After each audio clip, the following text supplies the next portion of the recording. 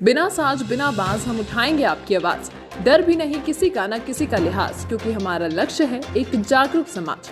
भिंड शहर के शासकीय स्कूल क्रमांक नंबर 1 से हिंदू जागरण मंच के तत्वावधान में बाइक रैली के रूप में चंबल संचेतना यात्रा का आगाज किया गया।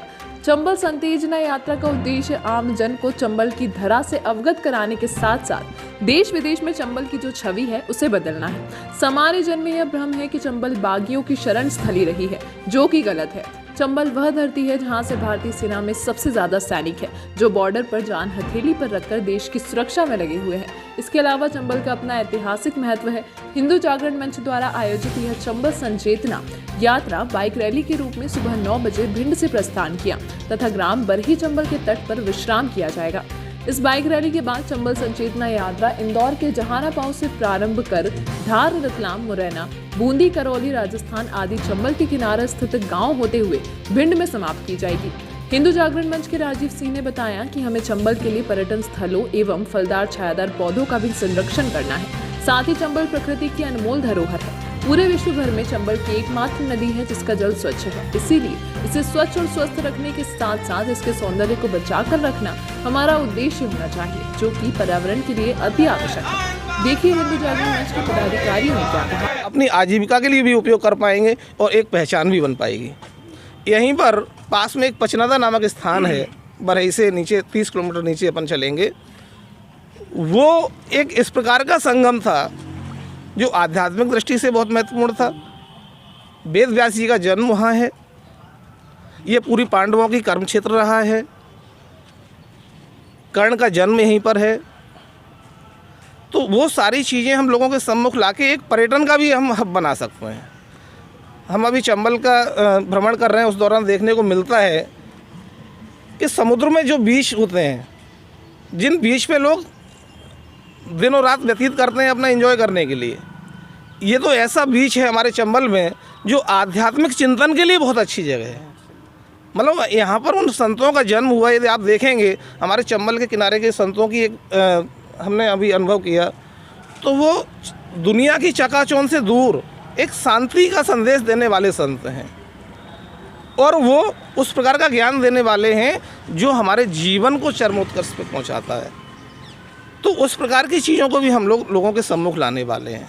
उन धार्मिक स्थानों को भी हम पर्यटन के रूप में भी डेवलप कर सकते हैं। उन घाटों को हम पर्यटन के रूप में डेवलप कर सकते हैं। उन बीच को हम पर्यटन के रूप में डेवलप कर सकते हैं। आगे हम लोगों का एक और विचार इसी में चल रहा है कि बहुत सारी भूमि जो माफियाओं या अन्य लोगों के कब्जे में चली जाती है, जंगल की और उस टाइप की भूमि, कई प्रकार की अनुपयोगी भूमि पड़ी रहती है। तो हम शासन से ये भी मांग करने वाले हैं कि जिस प्रकार से कई सारे अभयारण्य बनाए जाते हैं, पास में इटावा में चंबल सफारी बनाए गए, जहाँ दूसरी जगह से वन्य प्राणी लेके आते हैं, उनके लिए बनाते हैं। हम चाहते हैं हमारे देश में भी सबसे बड़ी समस्या जो आ रही है वो गौ समस्या आ रही है। क्यों ना ऐसी जगहों पर गौ अभयारण्य बना दिए जाए, तो उस भूमि का उपयोग हो पाएगा। दूसरा, जो हमारे गौ माता का जो हमारा गोबर है, गौमूत्र है, उससे वो हमारी ज़मीन और उपजाऊ होगी और वो सारे गौ अभयारण्य से हमारे जो किसान अभी खेती नहीं कर पा रहे हैं, उस प्रकार की समस्या से भी निदान मिलेगा। हिंदू जागरण मंच से श्री राजू सिंह कुशवाहा जी हमारे साथ जुड़े हुए हैं, उनसे जानते हैं।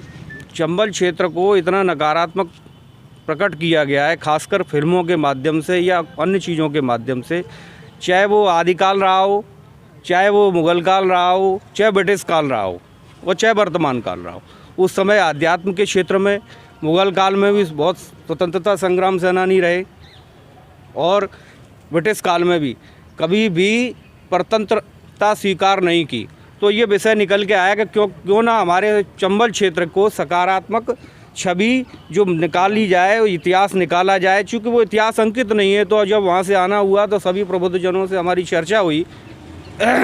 एक अकेले हिंदू जागरण मंच सभी लोगों से मैंने चर्चा की कि ऐसा ऐसा विषय हमारे संगठन में निकल के आया है, तो क्यों ना हम ऐसा काम करें। तो सभी लोगों से जब चर्चा की तो सभी लोग इस बात से सहमत हुए। और ये जो इतिहास हमारा कहीं भी है नहीं, अंकित नहीं है, जो भी इतिहास है वो निगेटिव है, तो उसका संकलन का काम हमको करना है।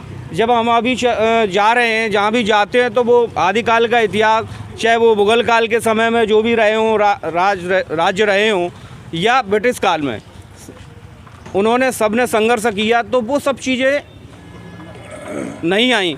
तो ये हमारा प्रयास रहेगा कि उस इतिहास को संकलित किया जाए और उस इतिहास को अंकित कराया जाए। अभी अध्ययन के दौरान जब और प्रबुद्ध जनों से कुछ साहित्य हमने संकलित किया तो उसमें ज्ञात हुआ कि जो हमारे पंडित राम प्रसाद बिस्मिल जी जो मुरैना में पैदा हुए बरवाई गांव में, तो उनको गूगल पे सर्च करते हैं तो उनका जन्म स्थान ही क्लियर नहीं है। 3 जगहों पे देखने को मिलता है, एक तो आपका मुरैना में मिलता है, दूसरा मैनपुरी में मिलता है, तीसरा शाहजहाँपुर में मिलता है। तो ऐसे वीर सेनानी जो हमारे ज़मीन पर धरा पर रहे तो उनको जब यही नहीं पता है कि ये कहाँ पैदा हुए। दूसरा एक बात और निकल के आई कि हमारे यहाँ से 5 किलोमीटर दूर परा ग्राम है, वहाँ पर श्री गेंदालाल जी दीक्षित जो उनके गुरु हुए और भी किसी एक बड़े समूह को लीड करते थे, तो उनका इतिहास ही अंकित नहीं है। ऐसी विविध चीज़ों को हम संकलित कर रहे हैं, चाहे वो आदिकाल की आध्यात्म के क्षेत्र की हों, चाहे मुगल काल में जो भी राज्य रहे हों या ब्रिटिश काल में। सबका ये दायित्व बनता है कि हम अपनी चंबल की जो नेगेटिव छवि है उस छवि को सकारात्मक करें, राष्ट्रीय पटल पर, प्रादेशिक पटल पर और अंतर्राष्ट्रीय स्तर पर। मैं इतना ही कहना चाहूँगा। जैसा कि अभी देखा, विभिन्न संगठनों व्यक्तियों के द्वारा चंबल क्षेत्र के इतिहास को दोबारा से एक वैश्विक पटल पर लाने के लिए काफ़ी अच्छा प्रयास किया जा रहा है और कामना करते हैं कि काम ये आगे से ही प्रोग्रेस में बना रहे। इसी के साथ मैं विदा लेता हूँ आपसे। धन्यवाद।